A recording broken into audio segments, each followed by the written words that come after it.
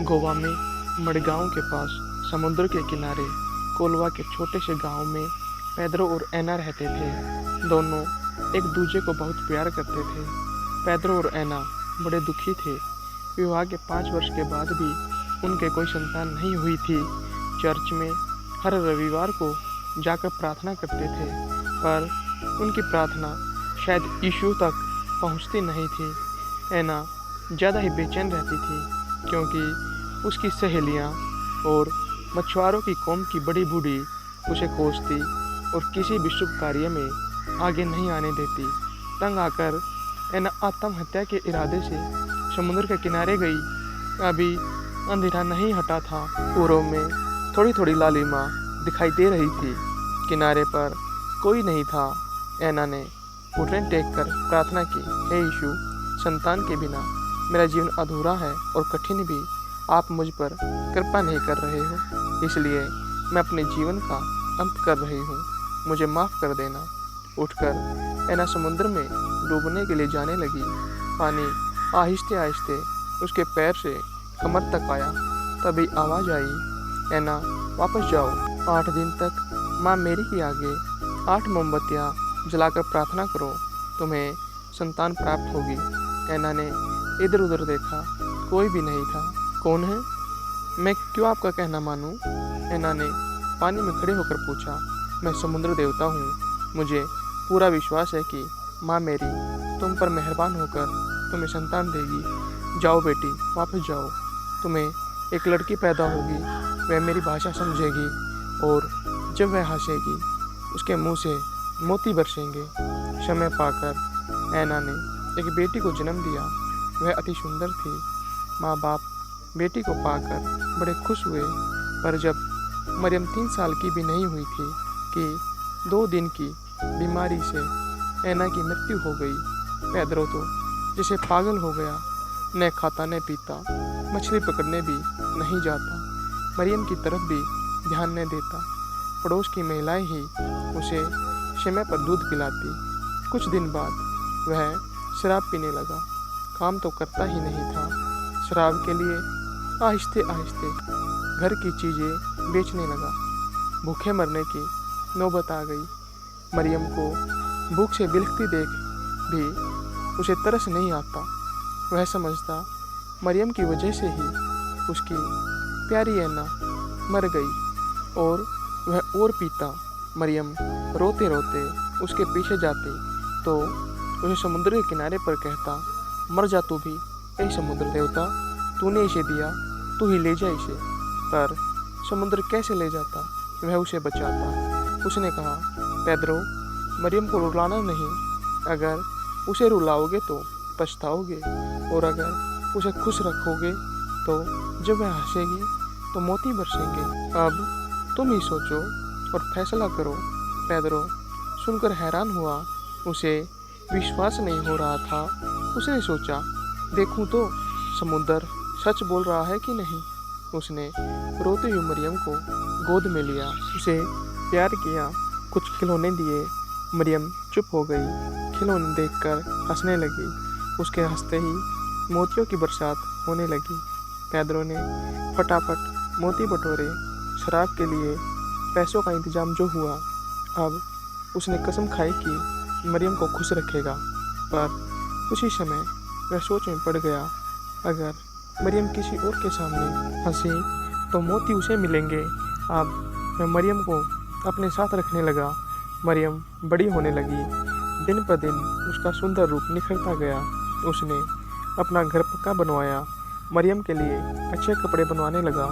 घर में खाना भी अच्छा पकने लगा। लोग हैरान थे कि पेद्रो के दिन एकदम कैसे फिर गए। वह लोगों को बताता कि उसने व्यापार प्रारंभ किया है, पर सच कब तक छुपाता। एक दिन घर में काम करने वाली नौकरानी ने चुपके से देख लिया। पैसों की जरूरत पड़ी तो पेद्रो ने मरियम को हंसाने का भरपूर प्रयास किया।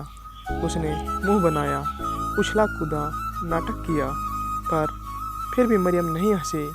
तब उसे गुदगुदी करके हंसाया। जैसे ही मरियम हंसी तो मोती गिरने लगे। पेद्रो ने उन्हें उठाकर अलमारी में रख दिया। नौकरानी ने सबको यह बात बताई। अब लोग मरियम का पीछा करते और कहते, मरियम हंसो हंसो, पर मरियम के साथ रहता पेदरो उनको भगाता। चर्च के पादरी ने एक दिन कहा कि मरियम बड़ी हो गई है, पेदरो को अच्छा सा लड़का देखकर उसका विवाह कर देना चाहिए। पेदरो इस पर बहुत बिगड़ा। मरियम मेरी बेटी है, मैं उसका विवाह करूं या ना करूं, आप कौन होते हो? पादरी चुप हो गया। मरियम ने पेदरो से कहा, आपने पादरी को ऐसा जवाब देकर अच्छा नहीं किया, वे तो मेरे भले के लिए कह रहे थे। इस पर पेदरो मरियम पर बरस पड़ा, मुझे नसीहत दे रही है, अपनी माँ को खा गई, तू मनहूस, अब मुझे मार डालना चाहती है क्या? कहकर शराब ढूंढने लगा। मरियम को रोना आ रहा था, पर वह जानती थी कि पेदरो उसे रोने नहीं देगा। जब कभी भी उसे दुख होता या चोट लगने पर डर से कराहने लगती तो पेदरो उसका मुंह दबाकर रोने से रोकता और जब तक वह ना हंसे उसे गुदगुदी करता। इसलिए मरियम भागकर ऊपर अपने कमरे में गई और दरवाज़ा बंद कर दबी आवाज़ में रोने लगी। पेदरो ने शराब के लिए अलमारियां ढूंढी। जब नहीं मिली तो शराब खाने में गया। वहाँ पर कई नौजवान बैठे थे जो मरियम से विवाह करना चाहते थे। हर बार पेदरो उनको धुतकार कर गालियाँ देता था। आज उन्हें मौका मिला था। उन्होंने उसे शराब दी और एक कहकर उसे नशे में धुत कर दिया। किसी ने पूछा कि कहाँ है मरियम? फिर वह उठकर घर जाने लगा। उसके पैर लटखड़ा रहे थे, आंखें नशे से बंद सी हो रही थी। चलो हम पहुंचा देते हैं आपको घर, कहते हुए 2-4 युवक उठे और उसे पकड़कर समुद्र के किनारे ले गए। वह देखो आपका घर।